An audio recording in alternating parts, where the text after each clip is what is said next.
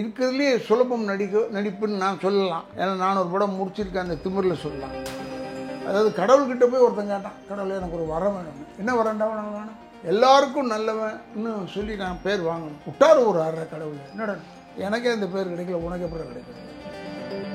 நான் பார்த்தேன் ஒரு ஜாலியான கொஸ்டின் தான். சோஷியல் மீடியாவில் அதிகமாக ஷேர் ஆனது உங்கள் மீம் ஒன்று இருக்குது, ஒரு வீடியோ மீம் ஒன்று இருக்குது. நீங்கள் சாமியாராக இருப்பேன். அது என் கேரக்டர் என்ன தெரியுமா சார்? அதில் நீங்கள் அவர் ஃபர்ஸ்ட் முகத்தை அழகாக காமிப்பார். அவருடைய முகத்தை அவங்க ரசிகர்களுக்கு காமிச்சிட்டாரா, படத்துக்கு மாறுவேஷம் போடுவார். இதில் தாடி, இங்கே கிளி மூக்கு, இது அதெல்லாம் செய்வார். எவனாவது எவ்வளோ அசிங்கமாக இருக்காரு சொல்ல முடியாது. எல்லாரும் சொல்லுவாங்க உள்ள அழகான எம்ஜிஆர் இருக்காருன்னு.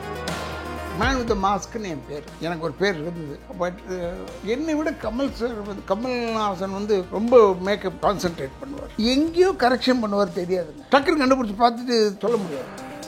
புரட்சி தலைவர் சிவாஜி கணேசன் எல்லாரும் அவங்களாம் மேக்கப் படமும் பெரும் இதாக வந்தால் மேக்கப் போட்டு ஆகணும். மேக்கப் என்பது இதுதான் மேக்கப், தெரியக்கூடாது. அது கமல் ஒரு ஆள் தான். நான் செஞ்சிருக்கிற வேஷம் இந்த வேஷம் எப்போயாவது தான் யாராவது கொடுப்பாங்க எனக்கு. வில்லன்றது எப்போவே கொடுப்பாங்க, இல்லை கெட்டவன்றது எப்போ. வில்லனை விட கெட்டவன் சொல்கிறேன். நம்மக்கிட்ட நல்லதே வராது. நல்லது வர்றது ஒரு சில படம் வருது, அதில் பிசாசு ஒரு நல்லது. ராதாரி வாய்ப்பு கேட்குறாருன்னு சொன்னாங்க. வாய்ப்பு தான் கேட்க, அதில் எந்த இதுவுமே இல்லையா சார்? ஏன் சில பேர் அது கௌரவம் பார்த்துட்டு அதெல்லாம் கௌரவம் பார்த்துட்டு இருந்தால் இருக்கும் சார். நீங்கள் வாய்ப்புன்றது உங்கள் லைனில் கேட்குறீங்க. இப்போ நான் போயிட்டு வீட்டில் சோறு இல்லை சார், தயவுசெய்து கொஞ்சம் சாப்பாடு இருந்தால் போடுங்க. அவனுக்கு இல்லை சார் சாப்பாடு, அதனால் கேட்கலாம். கூச்சப்படாமல் கேட்கலாம். ஆமாம், அந்த சாப்பாடு கூச்சப்படாமல் கேட்கலாம். பணம் தான் கூச்சப்பட்டு கேட்கலாம். இப்போ நான் படம் பார்க்கும்போது அழுதுன்னு பார்த்தீங்கன்னா, இந்த மகாநதின்னு ஒரு சீனில் கதற விட்டுட்டான் சார். சிறைச்சாலையில் இருக்கும்போது அவர் பொண்ணு சடங்காயிடும். சடங்காய் தெரிஞ்ச ரியாக்ஷன் ஒன்று கொடுப்பாரு. இது வரைக்கும் நான் பார்த்ததே இல்லைங்க அந்த ரியாக்ஷன், யாருக்கையும் பார்க்கல.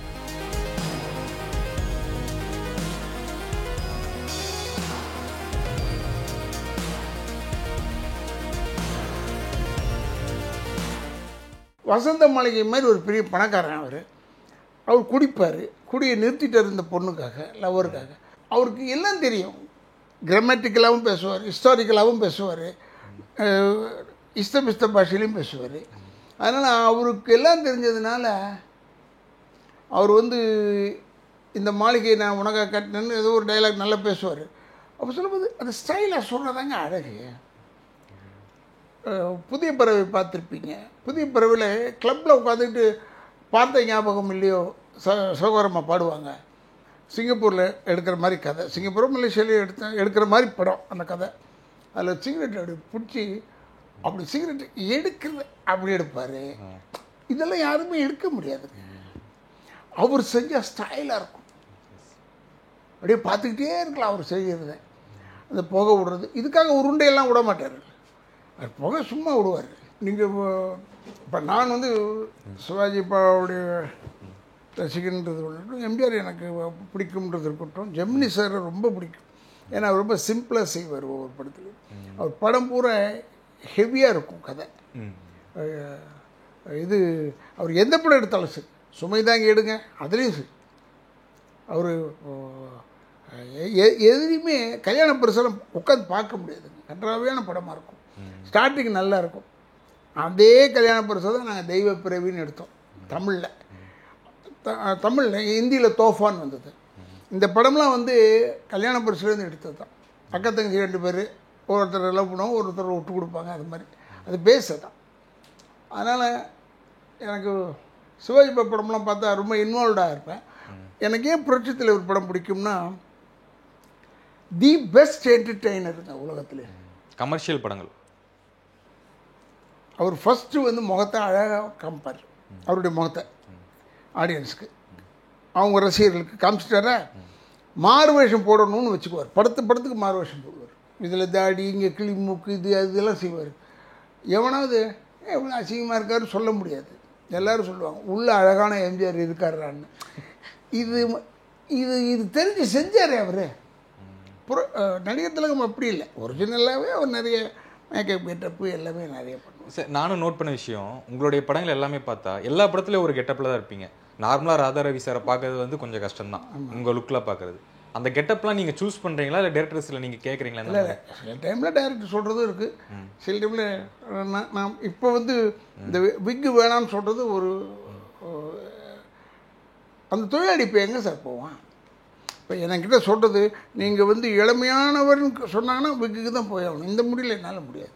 சில டைமில் இந்த முடி வந்து தான் கேரக்டருங்கன்னு சொல்லுவாங்க. அதுக்கு நான் விக்கு செய்கிறதில்ல. பட் நீங்கள் சொல்கிறது கரெக்ட். மேன் வித் த மாஸ்க்குன்னு என் பேர். எனக்கு ஒரு பேர் இருந்தது. பட் என்னை விட கமல் சார் வந்து, கமல்ஹாசன் வந்து ரொம்ப மேக்கப் கான்சன்ட்ரேட் பண்ணுவார். எங்கேயோ கரெக்ஷன் பண்ணுவார் தெரியாதுங்க. டக்குன்னு கண்டுபிடிச்சி பார்த்துட்டு சொல்ல முடியாது. எங்கேயோ பண்ணியிருப்பார். சாபு சிரல்னு ஒரு ஆர்ட் டைரக்டர் இருந்தார். இந்த அவார்டு வாங்கின ஆர்ட் டைரக்டர். இதில் அந்தமான் இது தானு சார் எடுத்தார் அந்த படத்தை.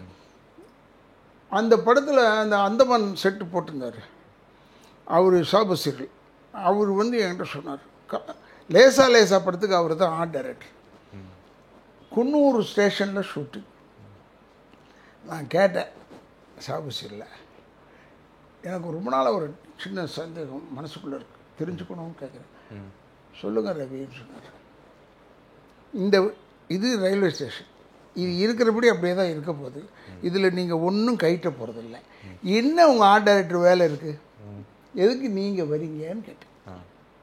அவர் சொன்னார், ரவிமா நீங்கள் கேட்டனால சொல்கிறேன், அந்த ஒவ்வொரு தூண் வந்திருக்கு அந்த குன்னூரில், மேலே ஷெட்டு போட்டுருக்கு, கீழே இரும்பு கிராதி, அந்த இரும்பு தூணில் பூத்தொட்டி பார்த்தீங்களான்னு கேட்டார்.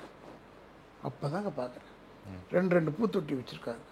ஆமாம், இதுதான் நாங்கள் ஆர்ட் டைரக்டர் செஞ்சது. நாங்கள் செஞ்சது தெரியக்கூடாது, ஆனால் செய்யணும். லேசால அந்த வீடு செட்டில் அது வந்து எனக்கு செட்டுன்னு தெரிஞ்சது. என்ன நான் போன இடம் அப்படியான லொக்கேஷன் பார்த்தா தெரியாது. அதெல்லாம் பிரியதர்ஷன் பிச்சை எடுத்துருவார். பட் சாபு சிரல் சொன்னார், இது நாங்கள் செய்யணும் ஆனால் தெரியக்கூடாது. இதுதான் கமல். மேக்கப் பண்ணுவார். மேக்கப்ன்றது ஒன்று இருக்குல்ல, மேக்கிங் அப் யுவர் செல்ஃப் தானே மேக்கப்பு. மேக்கப்னா நம்ம நினச்சிட்டு இருக்கோம் பேன் கேக்கு இதெல்லாம் வச்சா மேக்கப். நான் கூட அப்படி தான் சொல்கிறேன். ஆனாலும் மேக்கப்னா டு மேக்கப் யுவர் செல்ஃப் டிஃப்ரெண்ட்டாக. இப்போ நல்லா நம்மளை ப்ரெசென்ட் பண்ணிக்கணும். ரிக்ஷாக்காரனில் ரிக்ஷா ஸ்டாண்டில் மீட்ரு போட்டிருப்பார். இஃப் ஐ எம் கரெக்ட், அதில் போட்டிருப்பார், தேனாம்பேட்டை வரை இந்த நம்பர் இவ்வளோ போனோம். இது வரைக்கும் எந்த ரிக்ஷா ஸ்டாண்டில் இருக்குது? இருந்தது கிடையாது. ஆனால் ஒரு எக்ஸ்ட்ராவாக செஞ்சாங்க அவங்க. அது ஒரு அட்ராக்ஷன் இருந்தது அதில். அதுதான் makeup. Makeup is to show the difference. புரட்சி தலைவர் சிவாஜி கணேசன் எல்லோரும் அவங்களாம் மேக்கப் படமாக வரும். இதாக வந்தால் ஏஜ்ன்றது ஒன்று இருக்குல்ல, மேக்கப் போட்டு ஆகணும். மேக்கப் என்பது இதுதான் மேக்கப். தெரியக்கூடாது. அது வந்து கமல் ஒரு ஆள் தான். நானும் இப்போ வரிசையாக ஒரு படம் பூரா பார்த்துக்கிறேன். எதுலையுமே டிஃப்ரென்ஸ் கண்டுபிடிக்க முடியாது. சரி, இப்போது விருது விழாக்களில் வந்து ராதாரவி சார் வந்து அதிகமாக பார்க்க முடியறதில்லை. விருதுகள் மேலே நாட்டம் இல்லையா? ஏன் இப்படி? விருதுகள் அவங்க தரணும் இல்லை. இப்போ கூட இங்கே ஒரு 10 ஷீல்டு எடுத்து கொடுத்து விட்டேன். என்ன லைஃப் டைம் அச்சீவர்ஸ் அவார்டெலாம் கொடுத்தாங்க. நான் லைஃப் டைம் கேட்க மாட்டேன். எனக்கு ஏன்னா என் லைஃப் இன்னும் இருக்குது சினிமாவில், எதுக்கு லைஃப் டைம் போட்டு முடிக்கிறீங்கடா என்னன்னு கேட்பேன். ஆனால் பொதுவாகவே அவங்க செலக்ட் பண்ணுறது தானே இருக்குது. பிசாஸில் வந்து ப்ரொடியூசர் வந்து பாலா, டைரக்ட் பண்ணது மிஷ்கினுக்கும் பாலாக்கும் ஏதோ ஒரு மிஸ் அண்டர்ஸ்டாண்டிங். ஸோ அவர் படத்தை அனுப்பலை. அப்புறமா சொல்லி இல்லை லாஸ்ட்டாக அனுப்பிச்சாங்க படம். அப்போ அங்கே டேட் பாராகும் போது அனுப்பிச்சாங்கன்னு நினைக்கிறேன். அதுக்கு ஏன்னா தலைவர் வந்து பாரதி ராஜா சார் தான். நான் பாரதி ராஜா சார்கிட்ட பேசினேன், சார் இந்த படத்தை உள்ளே எடுத்துங்க சார் போட்டிக்கு. ஏன்னா நான் செஞ்சுருக்கிற வேஷம் வந்து இந்த வேஷம் எப்போயாவது தான் யாராவது கொடுப்பாங்க எனக்கு. வில்லன்றது எப்போவே கொடுப்பாங்க, இல்லை கெட்டவன்றது எப்போ. வில்லனோட கெட்டவன் சொல்கிறேன். நம்மக்கிட்ட நல்லதே வராது. நல்லது வருது ஒரு சில படம் வருது, அதில் பிசாசு ஒரு நல்லது. சூப்பரான கேரக்டர்ல சார். அந்த நான் பார்த்தேன் சார், நேற்று கூட ரெஃபரன்ஸுக்கு பார்த்துட்டு வரேன். ஒரு 4 நிமிஷம் சிங்கிள் டேக்கு. நீங்கள் உட்காந்துருக்கீங்க, அந்த பொண்ணு வந்துட்டு போகிறாங்க, பேயா வந்துட்டு போகிறாங்க, கீழே குமிஞ்சு அப்படியே போகிறீங்க, 4 நிமிஷம் சிங்கிள் டேக்கு. எப்படி சார் அது? எப்படி சார் சொல்ல முடியாதுங்க. இந்த அருள் வந்தோம்னா ஆடுற மாதிரி பாசிபிளே இல்லை. அருள் வந்தோம்னா ஆடுற மாதிரி தாங்க. ஆனால் அதனால் என்ன ஆச்சுன்னா இந்த முட்டி வந்து வலி எடுக்க ஆரம்பிச்சிருச்சு, நங்குன்னு விழுந்துருச்சு. இப்போ 2 முட்டிலையும் ஆப்ரேஷன் ஆனதுக்கு காரணம் பிசாசு ஒரு காரணம். 2 முட்டிட்டுமே ஆப்ரேஷன் பண்ணிக்கிட்டேன். அவ்வளோ இது பண்ண வேணும், மெனக்கட்டணுமா? ஆமாம் சார், அப்படி மெனக்கட்டுறது தானே சார் நீங்களாம் இப்போ பேசுகிறீங்க சொல்கிறீங்க. நான் வந்து அதில் டெடிக்கேட்டடாக இல்லாமல் சும்மா அப்படியே போயிட்டு வந்திருந்தேன்னா இப்போ வெற்றிமாறன் சார் ஃபோன் அந்த சீட்டிங் ஷாட்லாம் இருக்குமே, பெட்டு வச்சுக்கலாம். சீட்டிங்லாம் வந்து பெட்டு வைக்கலாங்க, பெட்டெல்லாம் வைக்கலாம். எவ்வளோ நேரம் பெட்டு வைப்பீங்க? எங்கேயாவது ஒரு இடத்துல லாங்கில் வந்து தானே ஆகணும். இப்போ வெற்றிமாறன் சார் இருக்கார், அவர்கிட்ட ஒரு சின்ன விஷயத்த கற்றுக்கணும், எல்லாருக்கிட்டேருந்து கற்றுக்கணும். அவ்வளோ பெரிய டைரக்டரு ஆடுகளம் படத்தில் என்னை டப் பண்ண கூப்பிடும்போது தரையில் தான் உட்காந்துருந்தார். நான் சொல்லியிருக்கேன்னு நினைக்கிறேன், தரையில் உட்காந்தார். எனக்கு அதுவே முதல்ல ஒத்து வரல. நான் சேரில் உட்காந்து பேசுகிறேன், சார் இந்த வாய்ஸை கேட்டுட்டு இதை டெஸ்ட் பண்ணி அப்புறம் ஓகே சொன்னால் ஒத்து வராது, எனக்கு ஒத்து வராது. என் வாய்ஸ் ஓகேன்னு சொன்னதுனால கூப்பிட்ட மாதிரி தான் நினைப்பேன் சார் சொல்லிட்டு பேசுகிறேன். அடுத்த நாள் வந்தோம்னா என்ன செஞ்சார், நான் என்ன சொன்னேன், நேற்று எடுத்த சீனை போடுங்கன்னு சொன்னேன். எதுக்குன்னு கேட்டார். இல்லை சார் பார்த்துக்கணும், எந்த மீட்டரில் பண்ணியிருக்கேன்னு தெரியணும். அவருக்கு ரொம்ப பிடிச்சி போச்சு. அதனால தான் நார்த் மெட்ராஸும் ஏதோ அவர் தான் டைரக்ட் பண்ண நினைக்கிறேன், இல்லை வடச்சேரி, அதில் என்ன போட்டார். அதில் நான் வந்து அந்த முத்து ஏதோ ஒரு கட்சிக்காரர் நான் வருவேன் அது போட்டார். அதனால் நேற்று அவர்கிட்ட பேசும்போது கேட்டேன், எங்கே சார் என்ன ரொம்ப நாளாக விட்டுட்டீங்க காணா, இந்த படத்தில் நீங்கள் செய்கிறீங்களா இல்லையான்னு பாருங்கன்னு சொன்னார். சிம்பு படத்துலையா? இல்லை, என்ன படம், யார் படம் எனக்கு தெரியாது. எனக்கு சிம்பு நடிக்கிறாரு. நான் வெற்றிமாறன் கேட்டேன், ஒரு டைரக்டர்கிட்ட தானே சார் இப்போ கேட்க முடியும். ராதாரவி வாய்ப்பு கேட்குறாருன்னு சொன்னாங்க, வாய்ப்பு தான் கேட்டேன். அதில் எந்த இதுவுமே இல்லையா சார்? ஏன் சில பேர் அது கௌரவம் பார்த்துட்டுலாம் அதெல்லாம் கௌரவம் பார்த்துட்டு இருந்தால் இருக்கும் சார். நீங்கள் வாய்ப்புன்றது உங்கள் லைனில் கேட்குறீங்க. இப்போ நான் போயிட்டு வீட்டில் சோறு இல்லை சார், தயவுசெய்து கொஞ்சம் சாப்பாடு இருந்தால் போடுங்க. அவனுக்கு இல்லை சார் சாப்பாடு, அதனால் கேட்குறான். கூச்சப்படாமல் கேட்கலாம். ஆமாம், அந்த சாப்பாடு கூச்சப்படாமல் கேட்கலாம். பணம் தான் கூச்சப்பட்டு கேட்கணும். ஏன்னா அது அவனுக்கு தேவையில்லை, அவனுக்கு தேவை சாப்பாடு அன்னைக்கு. இப்போ எனக்கு தேவை வேஷம் தான் கேட்கணும். அதை விட்டுட்டு அவர் சம்பளத்தில் எனக்கு பாதி கொடுங்க சார்னு கேட்க முடியாது. அது நான் ப்ரொடியூசர் பேசிக்கணும். அதனால தான் நான் சொல்லுவேன், I always entertain directors and producers. ஏன்னா producer is the man who gives me money. இவர் டைரக்டர்ன்றவர் தான் இதில் ராதாரவி போடுங்கன்னு சொல்கிறவர். அவ்வளோதான். வேஷம் கேட்குறது தப்பே கிடையாது, வாய் உள்ள புள்ள பொழைச்சிக்கணும். அப்புறம் எதுக்கு தான் சொல்லியிருக்கீங்க அதை? இல்லை, சில பேரே கௌரவம் பட்டு ஃபீல்ட் அவுட் ஆகிற காரணமே அதுதான். இல்லைக்கா, மனசு விட்டு பேச மாட்டாங்க, வாய்ப்பு கொடுங்க. கௌரவமாக இருந்து கௌரவம் பார்த்துட்டு இருந்தால் தப்பு. நமக்கு தொழில் வேறு ஒன்றுமே தெரியாதுங்க. நீங்கள் வந்து என்னுடைய இப்போ ஒவ்வொரு சாப்பாடுமே சினிமாவில் நடித்த சாப்பாடு காசு தான் சாப்பாடு வாங்குறேன். நீங்கள் வாய்ப்பு கேட்குறது தவறு இல்லை. எதுக்கு போய் வாய்ப்பு கேட்குறீங்க? டாட்டா கிட்டே போய் நான் வாய்ப்பு கேட்டேன்னா ஒரு கம்பெனியில் சேர்மன் ஆகணுன்னு அதெல்லாம் கேட்கல. நான் கேட்டது என் டைரக்டர்கிட்ட கேட்டேன். ஹிந்தி டைரக்டர்கிட்டே கேட்டது இல்லையா, ஏன்னா எனக்கு தெரியாது. இப்போ பாம்பே போகும்போது பார்த்துருக்கேன், ஹிந்தி டைரக்டர்ஸை பார்த்துருக்கேன், ஆர்கே ஸ்டுடியோவில் போய் டப்பிங் இதை பார்த்துருக்கேன், அமிதாப் பச்சன் சாரை பார்த்துருக்கேன். அங்கெல்லாம் போய்ட்டு அவங்களெல்லாம் பற்றி நான் கேட்குறதே இல்லை. ஏன்னா எனக்கு என்ன தெரிஞ்ச ஆளுங்க எங்கள் சுற்று வட்டாரத்தில் கேட்பேன். வாசுக்கிட்ட கேட்டேன், இப்போ சொன்னார் அடுத்த படத்தில் போடுறான்னு சொன்னார். அவங்க போடுறாங்களோ இல்லையோ நம்ம கேட்டுற வேண்டிய வேலையை கேட்டு இன்னமும் இப்போ வரைக்கும் சரி. ஐ ஆம் energetic in that. Super sir. நீங்கள் எனர்ஜி இல்லைன்னா தான் நம்ம கேட்க மாட்டோம், கேட்டு தான் ஆகணும். இது கேட்டால் தானே சார் தெரியும் உங்களுக்கு. இது மோளம், இதாங்க மோளம் சொல்லிக்கிட்டே இருக்க வேண்டியது தான். தட்டினா தானே சவுண்டு வரும். மோனை 2 தட்டு தட்டணும்ல, அதுக்காக சரி. ஓகே சார், இது ஆடுகளம் பற்றி பேசியிருந்தோம். அதில் என்ன அந்த வாய்ஸ் வந்து இப்போ ராதாரவி சார் வாய்ஸ் மாதிரி இருக்காது.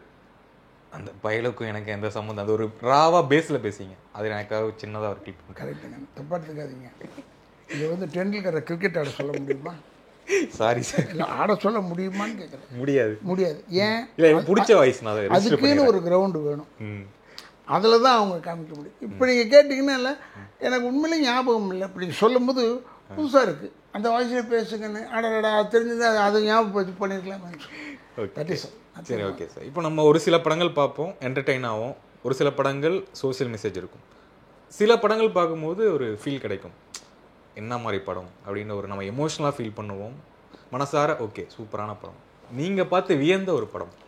நான் பார்த்து ரொம்ப வியந்த படமா. இப்போ பாசமலர், இனிமேல் அண்ணன் தங்கச்சியை வந்து அது மாதிரி இனிமேல் நம்ம எடுக்க முடியுமா? அண்ணன் தங்கச்சி நிறைய எடுத்திருக்காங்க. அந்த ஒரு அண்ணன் தங்கச்சி செய்ய முடியுமான்றது எப்போ பார்த்தாலும் அழுவோம். எப்போ பார்த்தாலும் நான் அழுதுருவேன் சார். நான் அழுவேன், உண்மையை சொல்கிறேன். அதே மாதிரி இப்போ நான் படம் பார்க்கும்போது அழுதுன்னு பார்த்தீங்கன்னா, இந்த மகாநதின்னு ஒரு படம். ஒரு சீனில் கதற விட்டுட்டான் சார். நம்மளை சிறைச்சாலையில் இருக்கும்போது அவர் பொண்ணு சடங்காயிடும். அந்த சடங்காய் தெரிஞ்ச ரியாக்ஷன் ஒன்று கொடுப்பாரு. இது வரைக்கும் நான் பார்த்ததே இல்லைங்க அந்த ரியாக்ஷன், யாருக்கையும் பார்க்கல. பார்த்துட்டு இந்த விரலை அப்படியே கொண்டு வந்து வாயில் வைப்பார். அது அந்த சீனில் ஒரு ஷாட்டில் எப்படி செஞ்சான் இந்த விரலை எப்படி வச்சான் இந்த ஆள் வாயில்? அது எவ்வளோ அழகாக இருந்தது தெரியுமா? அழுதுகிட்டே தான் சார் இருந்தேன் நான். ஏன்னா நடிப்பு மட்டும் ரீட்டைன் பண்ணணும் நம்ம. அந்த படம் ஓடினதுக்கு அதெல்லாம் ஒரு காரணம். நிறைய பேர் மனசை பாதிச்சிருக்கோம். தன்னை போட்டுக்கணும் அந்த இடத்துல. இப்போ சிறைச்சாலையில் இருக்கும்போது அவன் விரும்பின ஃபேமிலி, அந்த பொண்ணு சடங்காயிட்டான்னும் போது அவன் அப்பங்காரன் இல்லையே. இதெல்லாம் நிறைய இருக்குது அவர் சொன்னதில். டயலாகே கிடையாது. நாயகன் இருக்கு சீனு. பட் இருந்தாலும் நான் ரொம்ப பெருசாக ஒன்றும் ஃபீல் பண்ணது என்னென்னா, ஒன்று அவருடைய கணவரை பார்த்துருவார். பொண்ணுடைய கணவர் அப்போ தான் பொண்ணை பார்த்துருப்பார். ஃபஸ்ட்டு டைம் பொண்ணை பார்க்குறாரு. பொண்ணை பார்த்துட்டு தனக்கு தெரியாமல் மெட்ராஸில் போய் யாரையும் கல்யாணம் பண்ணிச்சு. அப்புறம் அவங்க வந்து போலீஸ்காரனை கொண்டு வந்து நிறுத்த நாசர் வந்தேன். அவர் சைலண்ட்லேயே செய்வார் சார். அவ்வளோ டைலாக் நமக்கு தெரிஞ்சு போச்சு. இதான் அவன் புருஷனா, அவர் போலீஸ் வேலை செய்கிறாரா, அவர் போலீஸ் வேலை செஞ்சால் எனக்கு ரொம்ப கஷ்டமாச்சுமா, நான் யாரும் தெரியுமில்ல உனக்கு, இதெல்லாம் நீ வந்து யோசிக்கிறதில்ல, நீ போய் கல்யாணம் பண்ண போய் எனக்கு கூப்பிட்டுக்க வேணும், ஏதோ ஒன்று சொல்லணும். இவ்வளோ சொல்கிற விஷயத்தையும் சைலண்ட்டில் செஞ்சுருப்பார். அங்கே தான் மனுஷன் நம்மளை அந்த அந்த ஃபீலிங்கை வந்து எண்டு வரைக்கும் கூப்பிட்டு போயிடுவார். அதனால தான் சில நம்ம சொல்லும் போது இவங்க என்டர்டெய்னர்ஸ், இவங்க மெசேஜு, இவங்க வந்து ஃபீலிங்ஸை சொல்கிறவங்க அப்படின்னு இருக்குது சார். வித்தியாசம் இருக்குது. அது நம்ம ஒத்துட்டு தானே ஆகணும். அது மாதிரி நான் மகாநதி என்னைக்கு இருந்தாலும் பார்த்து ரசிப்பேன். இனிமேல் நம்ம செஞ்சோம்னா அவர்கிட்டேருந்து எடுத்ததாக தான் இருக்க முடியும். இப்போ எப்படி சிவாஜி பாக்கிட்டேருந்து எடுத்ததாக இருக்குதோ அது மாதிரி தான் இருக்கும். இன்றைக்கி போய் பாருங்கள், சிவாஜி பா வீட்டில் போய் பாருங்கள், படிக்கட்டு ஏறும்போது அந்த ஸ்டில்லு பாசமலர் ஸ்டில்லு தான் வச்சுருக்காங்க. அந்த தடி புருவம், சொந்த கர்லிங் ஹேரு, வாட்சு, பிரேஸ்லெட், பணக்காரன் கோட்டுக்கிட்டலாம் போட்டு இப்படி கன்னத்தில் கை வச்சுட்டு இருப்பார். எப்பேற்பட்ட ஆக்டர், ரசிச்சுக்கிட்டே இருக்கலாம் அதெல்லாம் பார்த்தேன். அது மாதிரி தான் சார்.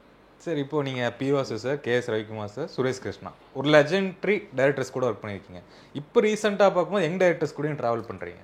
அது எப்படி சார் இருக்குது அந்த ஃபீலிங்? எப்படி ஹேண்டில் பண்ணுறாங்க? இல்லை இல்லை, இவங்க வந்து அப்போ வந்து டீட்டெயில் ஆஃப் த சீனுக்கு போவோம். இப்போ அப்படி இல்லைங்க. இப்போ இருக்க சினிமா பற்றியே பேசுவோம். இல்லை, இப்போ இருக்க சினிமா நீங்கள் சொன்னீங்கன்னா இந்த காலத்துக்கு ஏற்ற மாதிரி இருக்குது சார் சினிமா. சரி, ஒவ்வொரு காலங்கள்லேயும் நீங்கள் பி சின்னப்பா, தியாகராஜ பாகவதர் காலத்தை யோசிச்சிங்கன்னா இப்போ வந்து நல்லா இருக்குமான்னு கேட்பீங்க. அந்த காலத்துக்கு அது பெஸ்ட். அடுத்தது இந்த காலம், சிவாஜி சார் இவங்களாம். அதுக்கடுத்தது ஜெய்சங்கர் சார், விஜயகாந்த்லாம் வந்தாங்க, அவங்க ஒரு காலம். அதுக்கப்புறம் இப்போ விஜய், அஜித் வந்திருக்காங்க ஒரு காலம். இப்போ தனுஷெல்லாம் இருக்கார், அவர் ஒரு காலம். இப்படி ஒவ்வொருத்தங்களும் ஒவ்வொரு காலத்துக்கு ஏற்ற மாதிரி. டிஆருடைய பையன் இருக்காருன்னா அவர் ஒரு இதில் ஜோனில் போவார். அதனால் அவங்கவுங்க பீரியடுக்கு அவங்கவுங்க நல்லா இருக்கும் சார். சில பேர் சொல்கிறாங்க இப்போ வந்து இப்படியா வச்சு அப்படி, இதெல்லாம் காலையிலே வாங்கிக்கூடாது சார். சினிமான்றது அப்படி தான், அது காலத்துக்கு ஏற்ற மாதிரி தான் போகும். இப்போது இளம் நட்சத்திரங்கள் நிறைய பேர் வந்துட்டாங்க சார், வந்துக்கிட்டே இருக்காங்க. நீங்கள் யாராச்சும் ஒருத்தர் பர்டிகுலராக பார்த்து இந்த பையன் நல்லா பண்ணுறான் அப்படின்னு யோசிச்சு யாராவது? இல்லை சார், நான் எல்லாரையுமே நடிப்புன்னு பார்த்துக்கிட்டிங்கன்னா இருக்கிறதுலே சுலபம் நடிப்புன்னு நான் சொல்லலாம். ஏன்னா நான் ஒரு படம் முடிச்சிருக்கேன், அந்த திமிரில் சொல்லலாம். ஆனால் உண்மையிலே எல்லாமே கஷ்டம் sir. Camera is very difficult.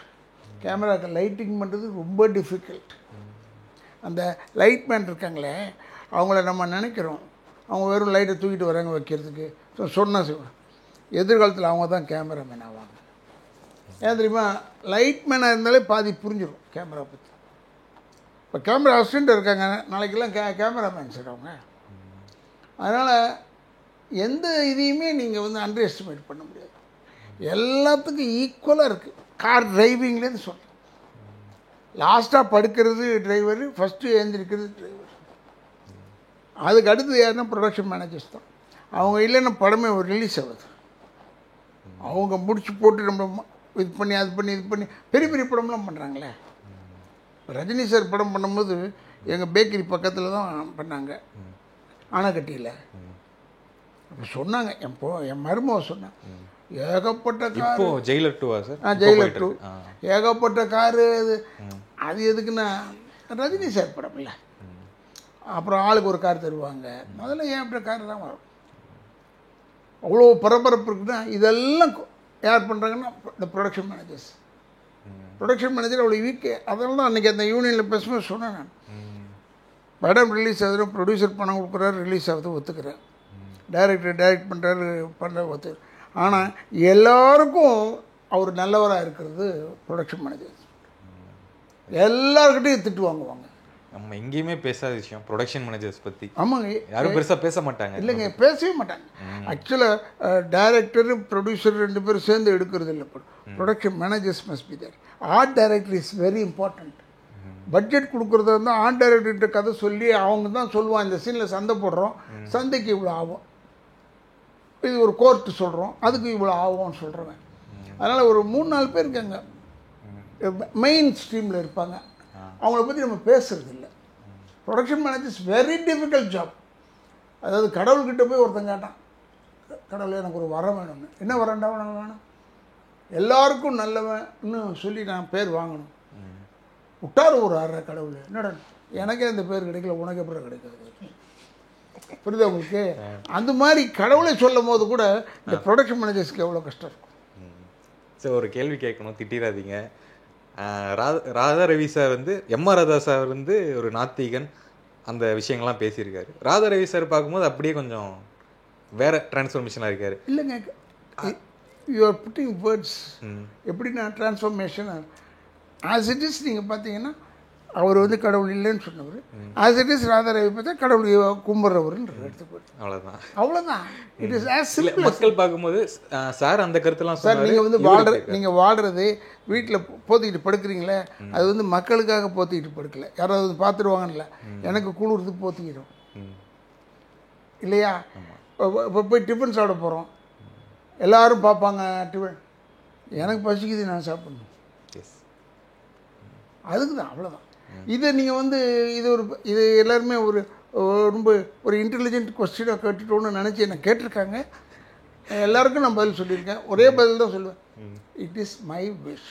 என்னுடைய இப்போ உங்களுக்கு பேட்டி ஏன் கொடுக்குறேன்?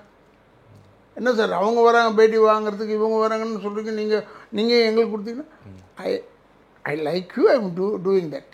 எனக்கு consent okay, whether I like or not. ஏதோ இவங்களுக்கு எனக்கு பிடிச்சது, ரீசன் சொல்லவே முடியாது சார். சார் இப்போ சினிமா நட்சத்திரங்கள் எடுத்துக்கிட்டோம்னா அந்த ஃபேமிலி லைஃப் பேலன்ஸுங்கிறது கொஞ்சம் கஷ்டமாக தான் இருந்திருக்கும். தொடர்ந்து படங்கள் நடிக்கிறாங்க, ஃபேமிலி லைஃப் பேலன்ஸ் எப்படி பண்ணுறீங்க சார்? அப்புறம் இருந்தே ஃபேமிலி எவ்வளோ இம்பார்ட்டன்ட்? இல்லைங்க, கரெக்டுங்க, family is important always. But அப்போந்தே எல்லாருக்கும் பையன் என்ன படிக்கிறான், பொண்ணு என்ன படிக்குது, பொண்ணு ஸ்கூலுக்கு சேர்ந்தா, பையன் ஸ்கூலுக்கு சேர்ந்தானா, அது ஒரு ஏஜில், அதுக்கப்புறமா இந்த கல்யாணம் பண்ணி வைக்கிறது, இதெல்லாம் நம்ம செஞ்சு தானே சார் ஆகணும். It is with us. நான் சினிமாவில் நடிக்கிறதுனால எனக்கு யாருமே பழக்கம் கிடையாதுன்னு சொல்ல முடியாது. அந்த ப்ரைவசி பாதிக்கும், அதை பற்றி நிறைய பேர் பேசுகிறாங்க. அதெல்லாம் ப்ரைவசி பாதிக்கும்னு எனக்கு புரியல. எது ப்ரைவசின்னு எனக்கு தெரியல சார். இந்த கதவை நான் மூடிட்டேன், மெயின் கேட்டை, ப்ரைவசி தான், யாரும் வர்றது இல்லையா, கேட்டு வருவாங்க. இந்த இப்போ வெளியே சாப்பிட போகிறோம், ஒரு சாதாரண ஹோட்டல், அதெல்லாம் கரெக்ட், நீங்கள் சொல்கிறது கரெக்ட். அதிலெல்லாம் கொஞ்சம் கஷ்டம்தான். ஹோட்டலில் போய் சாப்பிட்றது, கடைக்கு போய் துணி வாங்குறது, அதெல்லாம் கொஞ்சம் கஷ்டம். அதெல்லாம் ஒத்துக்கிறேன் நான். அதுக்கு எனக்கு அண்டர்ஸ்டாண்டபிள், என் ஒய்ஃபோ, என் பையனோ, என் பொண்ணு யாராவது இருக்கணும். இருந்தால் இல்லை இந்த ட்ரெஸ் இல்லைம்மா, இது மாதிரி எடுத்து ஒவ்வொரு வாட்டியும் அவங்கள அனுப்பணும். அதுக்கு அந்த கடைக்கு நானே போயிடலாம், நீங்கள் சொல்கிறது கரெக்டு. பட்டு அன்னெசரியாக எதுக்கு போயிட்டு மற்றவங்களை ட்ரபிள் பண்ணக்கூடாதுன்னா நம்ம உள்ளே இருக்கிறது நல்லது. சார் சிம்பிளான வார்த்தைகள் தான். பணம், புகழ், காதல். ராதேவி சார் எப்படி பார்க்குறாரு? நான் வந்து ஃபஸ்ட்டு வந்து பணம், அப்புறம் தான் புகழ். நீங்களே ஆர்டர் பண்ணிருங்க. இந்த காதல்ன்றது எல்லாத்துக்கும் முன்னாடி சூப்பர் ஃபஸ்ட்டு. ஏன்னா நீங்கள் காதல்ன்றது ஒரு பெண்ணை காதலிப்பது மட்டுமல்ல, நாட்டை காதலிப்பதும் காதல் தான். இந்த சேரை எனக்கு பிடிக்கும், இங்கே உட்காடுறேன், அது காதல். எல்லாமே இல்லை. இப்போ உங்களோட பேசிகிட்டு இருக்கேன், I love you, so I am talking to you, thank you. இது அப்படி தான் வரும், அந்த கேடரில் தான் வரும். நீங்கள் காதல்னு ஒன்று எல்லாருமே தப்பாக எடுத்துக்கிறது, அந்த பொண்ணும் பையனும் பண்ணுற அஃபெக்ஷன் தான் காதல். அது அல்ல, அது வந்து இன்ஃபாச்சுவேஷன். நமக்கு அது பிடிச்சதுன்றது வேறு. நம்மக்கிட்ட நம்ம வேணும்னு கேட்குறது அவங்கக்கிட்ட தான் அடங்கி இருக்குன்றதுனால. பட் அதர்வைஸ் ஒரு கட்சியில் போய் சேர்றோம், காதல் தான். அந்த கட்சி மேலே ஒரு காதல், இந்த தலைவரை பிடிக்கும்னு சொல்கிறோம், it is also love. But basically India is my country, அது சொல்லணும். அதுதான் முதல் காதல். புகழ் எப்படி சார் பார்க்குறீங்க? சார் புகழ் வந்து நல்லா இருக்குது, ஆனால் அது ஒரு மயக்கம் சார். மயக்கத்தை கொண்டு அது மயங்கிடக்கூடாது, அந்த புகழில் மயங்கிடக்கூடாது.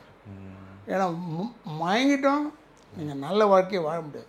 ஓகே, நான் பார்த்தேன் ஒரு ஜாலியான கொஸ்டின் தான். சோஷியல் மீடியாவில் அதிகமாக ஷேர் ஆனது உங்கள் மீம் ஒன்று இருக்குது, ஒரு வீடியோ மீம் ஒன்று இருக்குது. நீங்கள் சாமியாராக இருப்பேன். ஆமாம், அது என் கேரக்டர் என்ன தெரியுமா சார்? அதில் நீங்கள் மீம்ஸ் மட்டும் பார்த்துருப்பீங்க. அதுக்கு முன்னாடி என் கேரக்டர் என்னென்னா, நான் வந்து அதில் பெரிய ரவுடி பையன். நான் தான் அந்த கிருஷ்ணாவையும் இன்னொருத்தரையும் வளர்த்துருப்பேன். அவங்க ரெண்டு பேரும் சேர்ந்து என்னை கடைசியில் கொலை பண்ணிவிடுவாங்க அந்த படத்தில். அந்த இதில் நான் எப்படி இருந்தாலும் ரவுடி பையன், டிஸ்கைஸ்ன்னு சொல்லக்கூடாது, நான் மாறிட்டேன். இப்போ அதெல்லாம் நிறுத்திட்டு சாமியார் ஆகிட்டேன். சாமியாராக இருந்தால் கூட அந்த வார்த்தை வந்து விழுந்துருச்சு. இன்னும் ட்ரெண்டிங்கில் இருக்குது, இன்னும் ட்ரெண்டிங்கில் இருக்குதுன்னு சொல்கிறாங்க, தெரியல. சார் ஒரு சின்ன இது என்னென்னா, நடிகை சங்கம் இஷ்யூ வந்துச்சு. அதுக்கப்புறம் பார்க்கும்போது விஷால் சாரும் நீங்களும் மருது படத்தில் வந்து நடிக்கிறீங்க. ஆமாம், அது பெரிய விஷயமாச்சு. என்னப்பா இவ்வளோ கான்ட்ரவர்சி வந்துச்சு, சகஜமாக நடிக்கிறாங்கப்போ நீங்களே சொன்னீங்க இது நடிப்புப்பா வந்துட்டேன் அப்படின்னு சொன்னீங்க. அது எப்படி சார்? ஆமாங்க, இது வந்து சினிமாங்க. இப்போ கூட நான் விஷால் வந்தபோது நல்ல பையங்க அவன், அந்த நேரத்தில் அப்படி தான் செய்ய சொல்லுது. அவங்களுக்கும் ஒன்று தனியாக நிற்கணும், இவங்களுக்கு தனியாக நிற்கணும், அதெல்லாம் ஒரு ஆசை. ரைட். இப்போ நான் முதல்ல நின்னல, 86 நின்னல, அப்போ எப்படி? அப்போ இதே மாதிரி தானே இல்லை? அப்போ யாரோ இன்னொருத்தர் நிற்கிற ஒரு எதிர்த்து தான் நான் போய் நின்னேன். எதிரி அல்ல, எதிர்த்து நின்னா தான் எலெக்ஷன். அதில் செலக்ட் பண்ணுங்கள், உங்களுக்கு யாரை பிடிக்குமோ செலக்ட் பண்ணுங்கள். செலக்ட் பண்ணாங்க, ரைட்டு, நீங்கள் அனுபவிங்க. அதுக்கப்புறம் we don't go inside, நான் போக மாட்டேன். அவ்வளோதான் சார். மக்களுக்கு பிடிக்கலும் போது ஏன் சார் நீங்கள் தொந்தரவு பண்ணுறீங்க?